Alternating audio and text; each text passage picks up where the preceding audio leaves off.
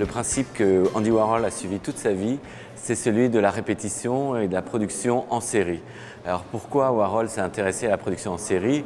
C'est qu'il part du principe qu'il dit « j'aimerais être une machine ». C'est un artiste des années 60, c'est le début des supermarchés, tout le monde achète ses voitures de série. Et donc quelqu'un de son temps dit « voilà, je préférerais que tout le monde ait la même œuvre ». Et comme ça, il y a une sorte de démocratisation finalement de l'œuvre d'art. Et donc il utilise cette technique qui va être le premier utilisé en art, qui est la sérigraphie, qui permet d'imprimer une même image un très grand nombre de fois.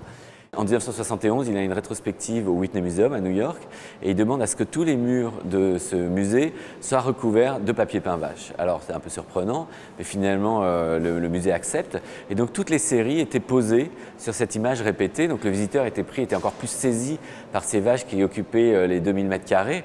Et en même temps, chacune des œuvres était sur le même motif. Une Marilyn, un Elvis, une vache et une chaise électrique. Warhol cherche toujours des domaines différents et essaye de pousser un peu les limites et notamment de s'approprier l'espace. Donc la technique qu'il avait mis au point, une des techniques, c'était ce papier peint qui permet d'absorber quelque part les murs et même les musées, puisque une rétrospective, il avait recouvert tout le musée de ce papier peint vache. Et l'idée, c'était de replonger le visiteur comme c'était à l'époque des années 60, dans la manière dont Warhol l'avait présenté, avec le choc que ça pouvait représenter.